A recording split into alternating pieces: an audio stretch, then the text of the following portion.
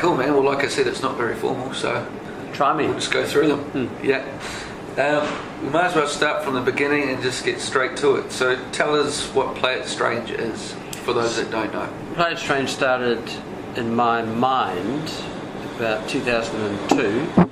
Nature's Best had just come out and sold 150,000 copies, which was an unheard of record for a New Zealand compilation.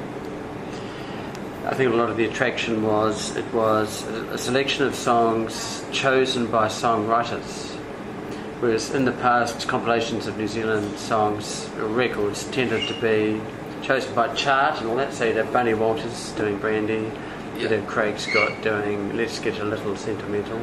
Yeah. But on this one, in the top 10, you had Straight Jacket Fits, and I'm sure a lot of people had never heard of the band, in the street. Yeah.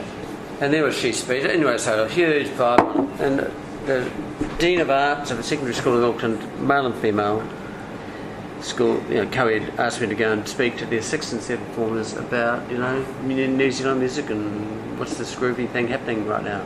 Yeah. So there they were, 250 of them, and I said, how many of you play a sport quite well? And probably 60-70% put their hand up. How many of you think you could be able to write a song? 2. So that's like what, less than 1%? Yeah. 2 of them. A few months later, I took a guitar, asked by the teacher of my 8-year-old daughter to her classroom, just to show them a guitar. This is a guitar, you should all learn the guitar. I don't know why I didn't take a uke, but anyway, it was a guitar. We sang Love Is All Around. Yeah. I feel it in my... Asked them, how many of you play a sport quite well? Half, I'd say, would have put their hand up. How many of you think you can write a song? Every one of them. Entire room put their hand up. Yeah, for sure. So what happens between 8 and 18? So that all but one of those kids will not believe that they can write a song. It's New Zealand's praised apathy towards the imagination. The crafts of the imagination and songwriting falls away as something you want to pursue as all the other stuff takes priority. So I thought we need somewhere where songwriters can send their songs, where they can be recorded professionally and put on CDs and held up in the sky so people can hear them, so that other people think, shit, I want a piece of that. I want to have to go out writing a song. So we started in late 2003, and the first CD came out in 2004 with a top 20 on it, and this year is our 10th CD. Cool. Awesome. That's why it started. You know what? One of my favourite gigs that I'll always remember was at a kindergarten. Oh, cool. I had a guitar student, and he had diabetes, so I just did a little show in that. He had a rock star day. They all came in dressed like Ace Frehley, and it was awesome. But it was just, for me, it was such a cool day because they're so free of anything, any reserves, or they just say what comes to mind, Yeah. But they do, kids, they haven't had, well, hopefully, most of them haven't had the spark knocked out of them too much, at that stage. So it's quite revealing what you say there about the younger kids. And I was just thinking too, because of course a lot of musos and that are going to listen to music talks, and they don't always understand things about trusts and limited liability companies and all those kind of terms. So just for people that don't know, what is a trust? How does that kind of work? Charitable trust is a non-profit entity, so it's not allowed to make a profit. So in essence, it sets itself up for a purpose. So it might be a woman's refuge, it might be child health. So our purpose is to foster the crafts of songwriting, performance, and recording. The 3 elements of what leads to the songs you hear every day in your life. They've all been written by somebody. Yeah. Somebody's performed them. They can only come to you in a recorded fashion unless you happen to be following someone down the street as they're singing. Yeah. That's the modern world. And a lot of those aren't in schools. Many schools have none of all 3. And so that's the purpose of the trust, is to foster that, to shine the light into the schools and bring great songs out into our society. And that will always be the basis, won't it? No matter what social media comes along, no matter what latest trend and how to get your music out comes along, it all comes down to writing a good song. Yeah, so for me it's always the end result. I would love hundreds of millions of billions of people to hear the songs that New Zealand students write. Cool. Nice. And speaking about that, what would you like to see changed in schools? Well, that's a 15-hour question. There are different ways. There is a subtle, gentle war at hand, and battles are being lost in the process, and won. I still think that the government plays a part, and it's not about money. It's in the days of the quota issue. In the late 90s, we need more music on New Zealand radio. A guy from Ireland was brought out. He had been the Minister of the Arts, Dr. Michael Higgins. He's now President of Ireland. And he is the most eloquent, elegant speaker I've ever heard in my life. And he addressed a conference called Counting the Cultural Beat, about a nation's culture being represented on broadcasting. And he said to me privately, because he came to the APRA office for a drink, he said, listen, a nation will only ever truly embrace its songs when the leader stands up and says, I like my music from this country. And so that's why we thought in '99 we have to get Helen Clark in, because she would turn up and she'd be at the Silver Skull, she'd be at the Music Awards, she did all that stuff. And so we had a glorious little era, ERA, for a while. Now we're back in the dark, really, so you don't get John Key coming along to the Silver Scroll, you don't get John Key. There are some people in there, Chris Tremaine and all that kind of thing. So we need a government that is more with it. Somebody in the House should have stood up by now and said, does anyone realise that Lord has created history across the world in the craft of recorded music? How often are you number one in America 9 weeks in a row, as well as being number one in Croatia, Estonia, Portugal, South Africa, Canada, Australia, Belgium? No one said a thing, but they will tell you that the All Blacks have had a perfect year. They haven't lost a game. Now, just say that. What was that quote again? Because it was really cool. What did he tell you? A nation, it's everyone lives in a nation. The nation will only truly embrace the music, the songs, because music's only half of it. The songs of its people, when the leader stands up. Why that resonated with me when I just heard you say it is because you could take that on an individual level as well, and that would really work for musicians, wouldn't it? Because so often musicians criticise the very thing that they're trying to make flourish. We should all be in it together. Yeah. But Facebook is quite a good place to go and realise that people have prejudices. Yeah. But what probably underpins them often is a failed career. Yeah.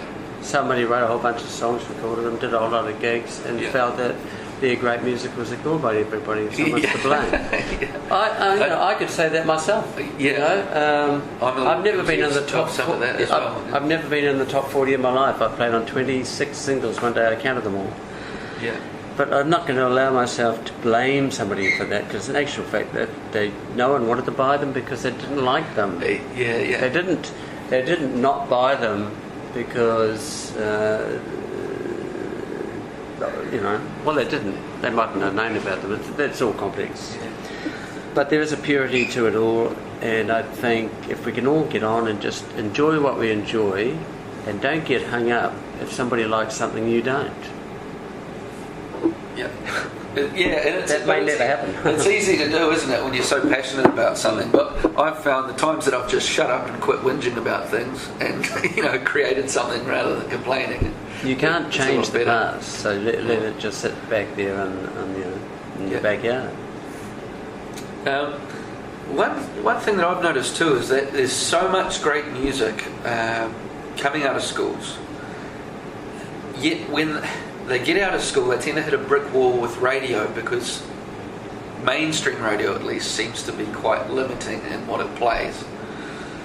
And I realise there's a system behind that and all of that, but I mean, yeah, I won't bring my personal opinion into it. But what's your take on that? Do you think there's a certain amount of truth in that? Do you think or do you think it's not true? Or do you think there's a way that students can go about making that transition?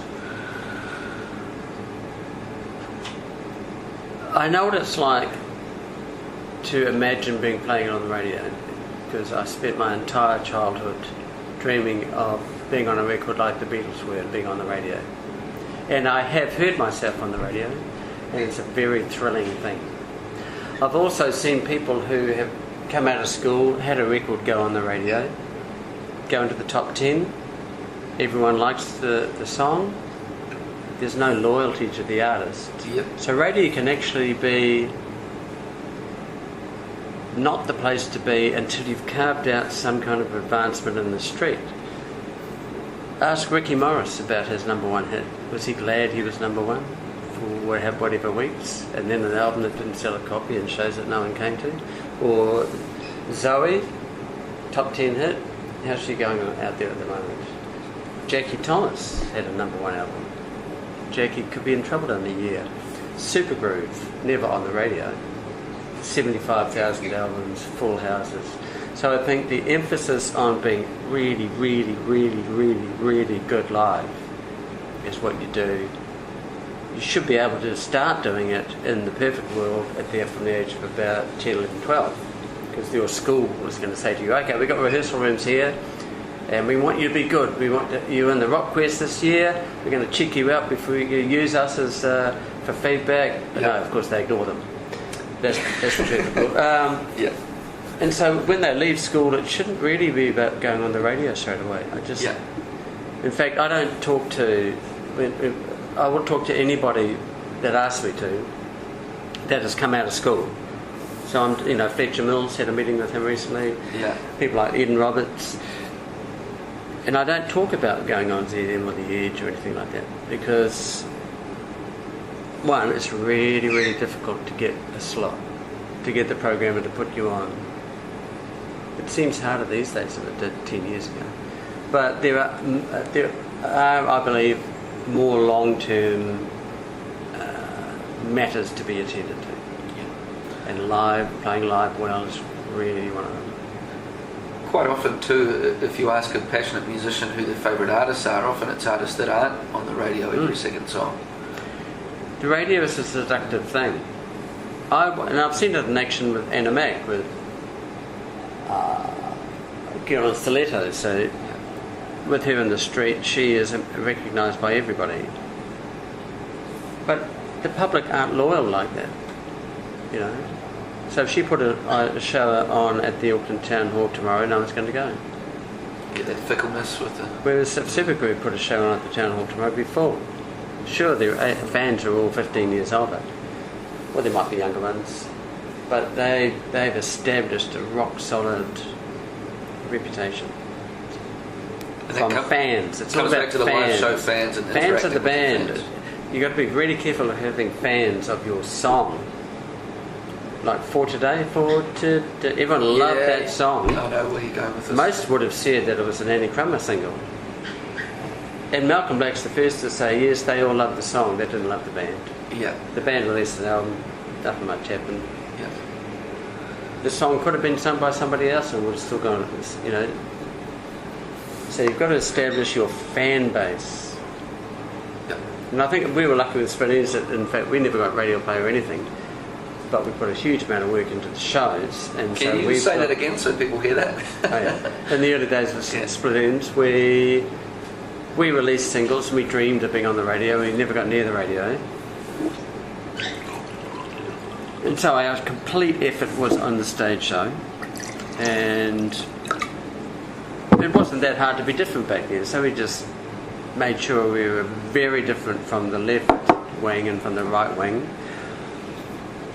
And that fan base built. So by the time we were doing that early 1975 campus tour, they were very much instantly sold out shows. Still no singles, no album.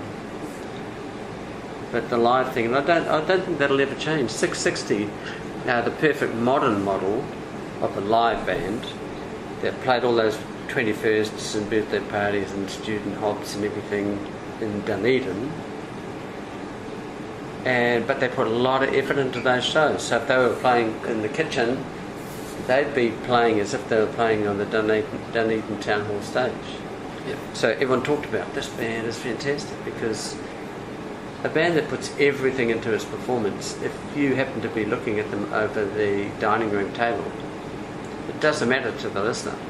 The listener will take in everything that's coming their way, and if they are blown against the back, and so that band just worked its way to it, and by the time it hit Auckland, it had a full house at the power station, and I'd never heard of them. My daughter, who was 17 at the time, said, "I'm going to the power station on Saturday." I said, "That's interesting, Ruby, you've never been to the..." "No, I haven't," she said. "No, that's right." "Do you know where it is?" "I actually no, I don't, but I'm going with my friends." "Who's playing, Ruby?" 660. I said, "Who the hell are they?" She said, "Well, I don't really know, but everybody's talking about them." And radio came last, didn't it? That's a good point. Radio came last with that band. Sure, it took them to everybody, but they're all loyal to the band. It wasn't, "Oh, we all just like this song, don't forget your roots." So it's only about that. It's not, it's about the whole package. Yeah. And I suppose a lot of it too is translating a feeling between the audience and the band as well. There's people coming away with a feeling from something. That's why they're not just watching it. And that's the craft of the frontman, really. That's why Jordan Luck probably, I believe, is the best frontman, because he makes you feel that you are very special to him. He's got these invisible elastic arms. Go right to the back of the room, and just bring them all into his chest. Yeah. That's a craft, and he worked very hard to do it well. Yeah. He was doing it when I first saw him when he was 19. But he grew up with that as a vision. I don't think, still something you've got to learn how to do. And so would there be any practical steps? I mean, so for a band that, hopefully they get that too, they get that it is more than just trying to get on some mainstream radio station. What would be the first steps? I know there's no set order for anyone, but the first step is to write the songs. You can do your covers and stuff. My first band full of covers, but you got to start writing songs. Because to write a great song is really, really hard. And so you just got to chip away and believe the feedback you get. If someone says, "Oh, I find that a bit boring," don't say, "Oh, stuff him, doesn't know anything." Yeah. He's saying that because that's what he thinks that's boring. And also the craft of playing together, being better as a unit than you are individually. I don't go for this thing of sitting in your bedroom being able to play C sharp diminished in less than 5 seconds. The scale, that thing. You can be that good if you want to be, but that's probably 40% or 30% of the gig. The rest of it is with the rest of you. It's like a football team. If you can kick the ball over the goalpost from anywhere in the field, the All Blacks won't take you on, because you may, more than likely, never tackle anybody. Yeah. Or every pass you do is crooked.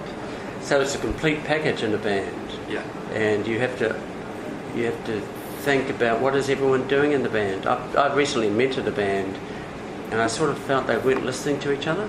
Yeah. Like the one guy was doing little motifs on his guitar. Yeah. And I said, "Okay, stop. This is a new song." I said, "Your motifs that you're playing there, does anyone think they could be a feature of the song?" And they all looked at me like, what was he doing?" Oh, yeah. And so I said, "Right, we'll start the song again, but what do you do?" And so he went, or something.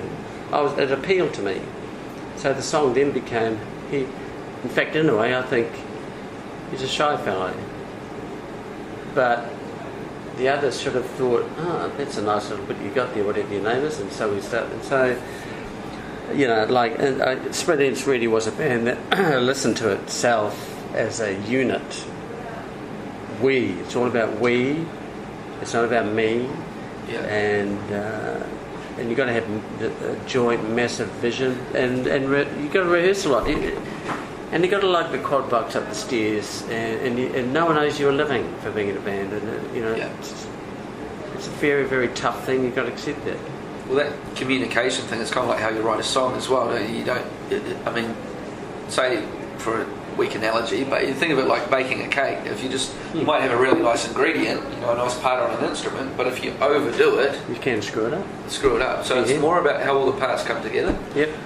Same with the band as a group of personalities. Being in a band, I really believe this. If you are all very serious about it, it's almost as hard, if not harder, because there's more than one of them, as being married to them all.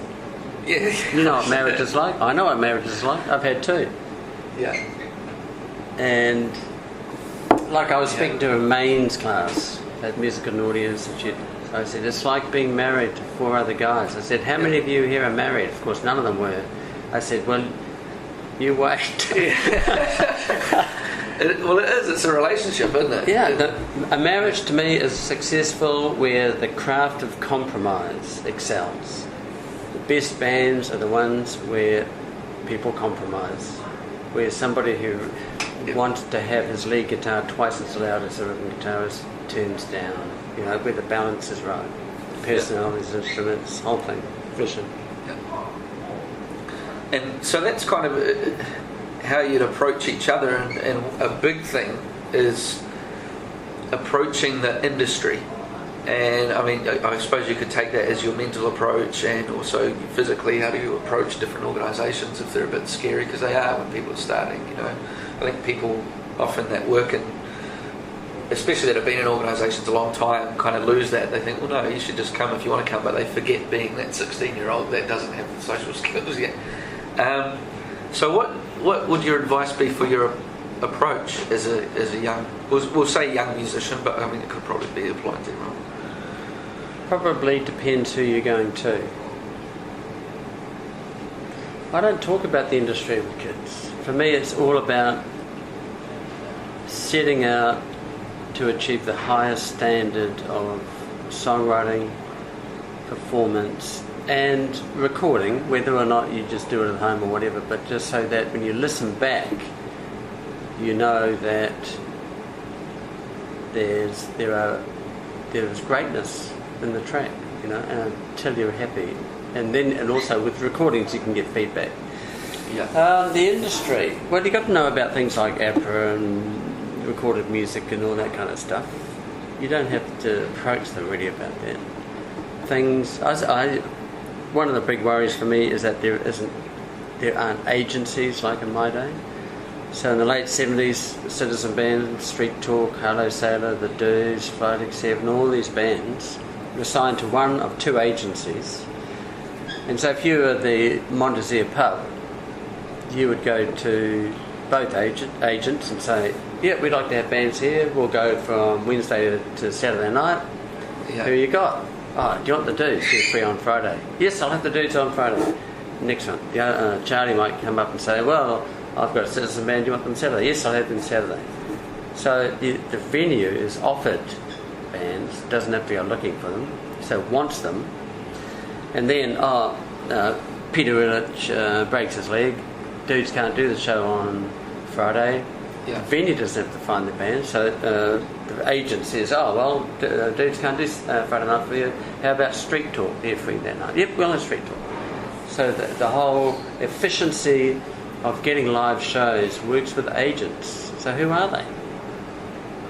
Why have they gone? I don't get it.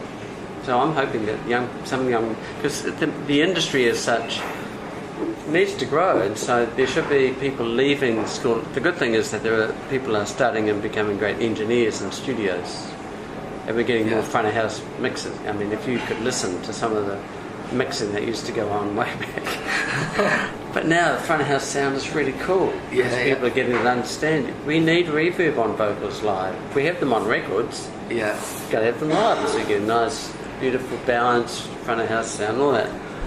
But the actual mechanics of getting live work, I've always been asked, how do I get gigs? In my mind, that's a paramount problem that needs to be overcome. I think a big part of that too is responsibility of actually. I mean, one thing I say to my students is, "How much do you know about touring?" "Oh, not much, man. I really need to know more." Or they ask me the question. I say, "How much have you read about it?" "Not much." Say, "How much do you know about Led Zeppelin?" "Oh, everything." "How much have you read about it?" "Heaps." There you go. Fans. So they're not studying the game. Yeah, so study what you want to know about, and it's out there now. I mean, with the internet, it's there if you want it, Sure. isn't it? But so, just kind of backtracking a little, would you say looking for an agent? Because you said they're not out there like they were, or they're not as concrete as they were. Perhaps they're a bit scattered. Well, if right? a venue, well, they just tend to be the acts themselves or a manager of the act. So someone like 660 is too high, but someone, I'm just trying to think of an artist. Something like Heathen Eyes or the Dirty Sweets, or Yeah, or from our world, say Eden Roberts. yeah, You know, she survived X Factor by singing her own songs, and so she's in a good spot. yeah, So if she wanted to play a show, I don't know, I can't think of the name of the venues, at a certain venue, she has to go into the venue and ask the person if she could play there. There's no, way back there was New Music Management and Charlie Gray's artists, and acts went to them, "Will you be my agent?" Worked on a 10% commission, and they found the gigs all through the country. Can you name agents like that? That have a bunch of artists who find them shows all the time? Do you know any? there are a few out there. Yeah, it's And what sort of venues? Do they represent venues as well? You know, like they'd say, we've got these venues that we put acts into. Is that happening? I know there's the music agency, which is a bigger one. Who runs Few of that? them out there. Is that Peter Campbell? Oh, you've got me on the spot now. Oh, okay, no one. Don't worry. Blanking out. But in my mind, Yeah. it's not a clear thing. It's not the infrastructure it used to be. Okay. Part of the death of it, though, is sport on TV at night, cafe Yeah. society.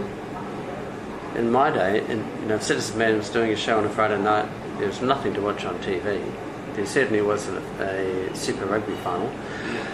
And there was no cafe world. You know, people didn't go and drink instant coffee on a Friday night. They all went to the pub to see a band. So I guess we were sort of spoiled by the social culture of the time. Yeah. As far as, and I mean that might be a good one for me to investigate a bit more too, is the agencies, because I know I'm always looking at them myself. But yeah. So when you kind of went from the music side of things to business side of things, was that gradual? And because I know with some students too, they're looking at their music, but they also might want to get into more, say, a sound engineer or something that's not just playing guitar or drums or bass. So do you find it works gradually, or? If I hadn't had agoraphobia, I never would have stopped playing. So when I popped out of Citizen Band, actually I was approached by the Crocodiles, would I manage them? And I just said yes. And Pop Mechanics, I came across them and managed them. So I managed for a year. Managing a band is profoundly difficult. It's a 7-day-a-week gig. A year was about enough, but also I've been playing for like 9 years in a couple of bands that did quite well, I guess. And so I had met people, and so like running Mushroom Records in New Zealand was just a phone call from me to my old record company boss in Australia, Michael Kadinsky. You know, Michael, you need a mushroom music over here. Yeah, we do, mate. Yeah, we do. Boom, happens. Whereas to come out of in your early 20s to achieve something like that, so you got to always. Actually, I'm going to say this: the music industry is a people game. If you don't really like people, it's just going to frustrate you because they will recognise that in there. You have to learn to get on with everybody. It's not about climbing over people and you know. Yeah, and that's something. An awesome lady that mentored me was Lorraine Barry. Oh yeah, she's cool. Yeah, she's really cool. And I know one of her quotes that's in the MMF pamphlet is, "It is a people business. It's the bartender. It's the You have to respect every one of them. Yeah. Mike Gudinski, he's with Frontier now. Yeah. It's funny because I messaged him for a consult just the other day. Oh, really cool. I don't know, he hasn't emailed back, so we'll see if I get one. But so you've done a lot of projects as well, and just to swing it back a bit to music, because I know, obviously you're a bassist, so do you still jam it? You still get time for that as well? Or? I have to play. Yeah. But I don't want to be rich and I don't want to be famous. So I do things like, I've got a 37-year-old son who writes and sings the songs. I go with him, and sometimes with my 23-year-old son as well, to Andrew Buckton's Studio 203, and we record them and he puts them on SoundCloud. And yeah. He's not out there wanting to play live and all that, but as a craft of the imagination, that's really exciting. I love playing bass on his tracks. The recent Enzo shows with Eddie Rayner, adored that. That was fantastic. Yeah, cool. So if I can play live or in a studio 3 times a year, I'm happy. I don't want to. I've never been. I never practiced or anything. I'm the most unpracticed bass player in history. Oh, don't say that. Give people the wrong ideas. Oh yeah. You mean it's about passion and jamming? We're going to knuckle down. And who were the ones that kicked it off for you? Who were the bass players that you heard and just thought, shit, that's... Well, I was spoiled really, because the first record that came into the house, God bless my parents, my brother turned 13 and they gave him Revolver by the Beatles. Yeah. So if you listen to 1, 2, 3, 4, 1, 2, and the bass. Yeah. Well, before that, I've been hearing things like Cliff Richard. You are my theme for a dream, yes you are, a rare and lovely thing. Just completely blew our minds. And I think personalities are directed to certain instruments. I don't like ever being on the stage and playing alone. I don't want a solo bass run, I hate that. I don't want to be the only one in the spotlight. Yeah. I regard the drummer and the bass player as single one instrument, tight as a mosquito's ass. Yeah. So there must be something not shy about me or insecure, but just I don't want to be the lead singer, I don't want to be the lead guitarist, I don't want to be the drummer, I want to be the bass player. It also means that if you don't really know the song that well, you just turn around, turn the treble down, turn the bass up, and no one's really quite sure what's going on. Whereas the lead guitarist, he's stuffed if he doesn't know the song. Oh, we just use feedback. Whammy bar. Feedback and grab your hairline. You'll find that note some of you.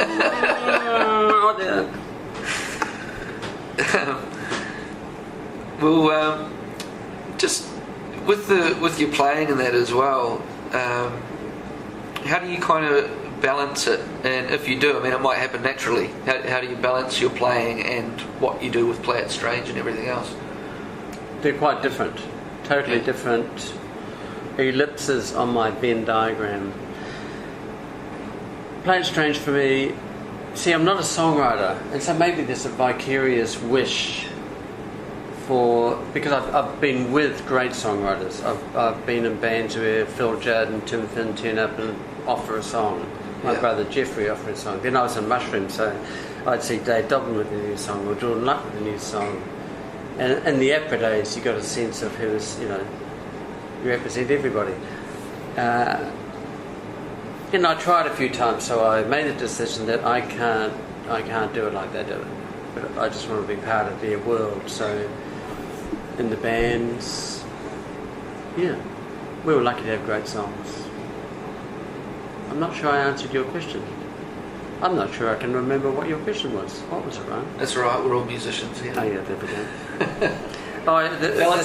So Play It Strange, I think Play It Strange also is that I don't like the system. I don't like the way in schools that sport and academia are optionalised. I have no beef with how schools adore their sports, because at Sacred Heart College all I wanted to do was be in the first 15, played rugby every year, and cricket, adored cricket. So sport up high, fine.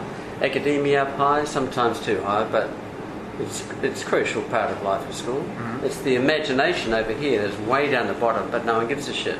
That's my problem. It's got to come up so they're all equal. Three corners of life at school: academia, sport, and the imagination. It might be painting, photography, it might be drama, dance, writing songs, all that. Everything great has come from imagination and creativity. And they're quite different too. Imagination is what you're born with. Creativity, I see as all the things that hit you, and you put them all into this big repository, and you blend them to whatever way you're going to blend them. So if someone invented the bass guitar and gave it to me in 1966, I wouldn't have done what I did after having listened to Revolver. So that's so my imagination and the creativity put together gave me enough to, I guess, play bass to a reasonable standard. Yeah. And I know you got a meeting after this, so we've only got a couple left, but I just wanted to kind of break that up, because I really want to get your points across where you think the schools can really improve. Maybe just if we quickly, what are a couple of good points that they're doing right?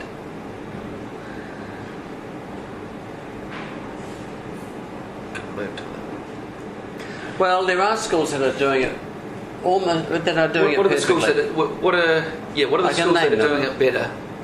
So, you can name them? Yeah, like Harvard College, Otamoto College, Wellington College, Manuel High School, Peptoi High School. And what are they doing better that the other schools can do? They have respect for the craft of songwriting, performance, and recording. Recording very much part of it. And the finished product, like if you go to the reception area, the foyer of Kuiper College, there are awards from Play It Strange for the school. There are photos of the Rockwest regional finalist band. There's the hockey team.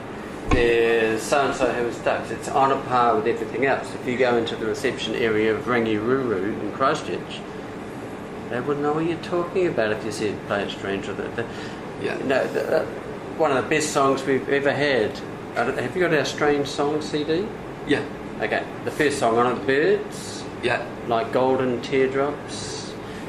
She went to Rangiruru. She never took music as a subject. No one knew what she was doing. In fact, she was a little bit of an upstart. So that's school. Her photograph and her award should be in the foyer. Yeah. And is that so? That's the first step, you'd say, for schools to. The first step really is for us. I still believe. I want John Key to stand up in the house and just say, "Have you heard about Lord?" I still go back to Dr. Michael Higgins saying that it starts with the first top person. In an island, they've always had a Prime Minister that wants to know what's going on out there, who probably knows personally you too, and all that kind of stuff. Yeah. They understand. Barack Obama was always going to have some great rock and roll at some swearing in ceremony. And he's on that was a wicked version of Heart covering Stairway. I don't know if you've seen that, Stairway to Heaven. Brilliant. I mean, never covers Stairway, but this is a really, really good version. Oh, cool, okay. Yeah. It's for the Kennedy Space Center Honours. Okay, fine, okay. I'll look that up. Your book as well, that you kindly gave me a while back, I'm With the Band, it's a good read, and it covers a lot of the core aspects in that. I personally think that everyone should read it if you're a muso. It's got stuff in it you need to know, and it's just good to have a look at. Well, I was thinking though, because after doing that one and that, is there anything that you, looking back, you might have left out? Well, there will be, as time goes by, case studies that should be in there. I mean, I think the Lord story should be a story that everyone knows, because it wasn't about getting a deal. Even though she had a deal, Scott McLaughlin may as well have been her next door neighbour or an older brother. So he just basically worked on finding someone to put music to her words. That's what he did. Okay. And she, being a firm decision maker, said that first one, no, that's not good. Second one, no, that's not good. Fourth one, I think, or fifth one, I don't know if these are perfect facts, was Joel Little. And that led to what she then, and she said, well, I'm only 16, let's stick them up and we'll offer them for free and just see what happens. Yeah. 60,000 downloads later, so off they go to iTunes, and she's number one in the New Zealand charts. I had radio guys saying to me, do you know Lord? And I'd go, no. And she said, take a pen and grammar. I said, oh, that'll be Ellie Yellow O'Connor, because she's been on a couple of our shows. Yeah. Singing. They said, we can't find her, we want to interview her. And so she just played this invisible game. So she didn't get onto radio until she'd been on a number one on the chart for some time, I think. And see, things like that are good to know too, because with success always comes a little bit of backlash. And it is easy to... Fuck you, you should see the tweets today. Yeah. You know, if she's dropped off number one today, Miley Cyrus has popped back up. Yeah. In America. So, or a Facebook page, some paparazzi shot her off a boat while she's in the bikini. You know those... sorry, but I didn't read it because I can't be bothered reading about she's now going to be a victim of all these fuckers. Yeah. I mean, we all dream of being famous, but there'll be a day when she'll think, I just wish I wasn't quite so famous. But God bless them. It is good to know little things like that behind the scenes, though, and how artists work, as opposed to, because people can get caught up in just going, oh, she's got a big record company behind her, and blah, blah, blah. And it is a big record company.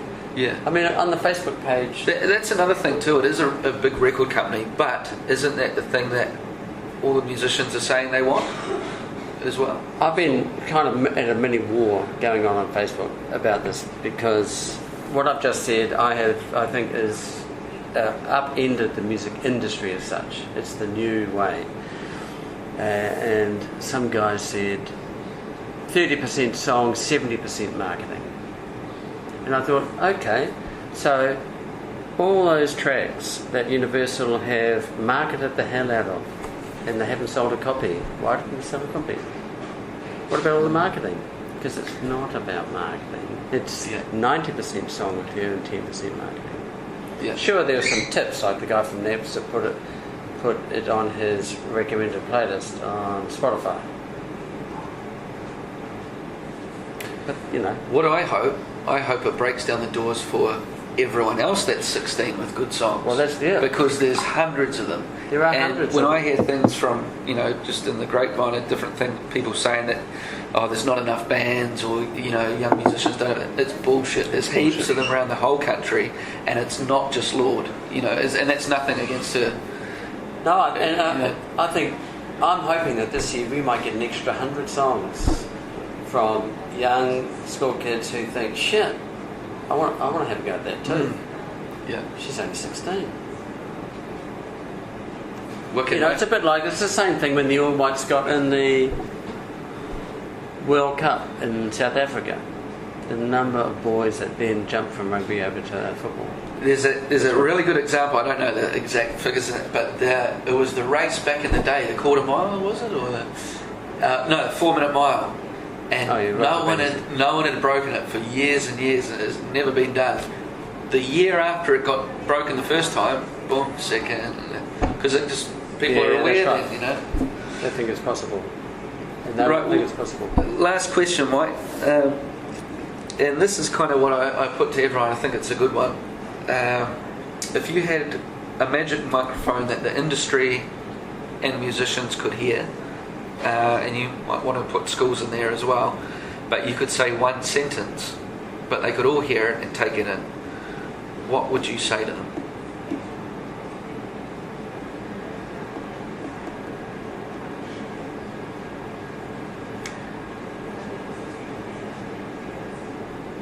There is a presumption that a teenager can't write, perform and record a song to the standard that they typically hear on the radio, but the fact of the matter is they can. Very cool. Thanks for chatting. Good man, good to talk.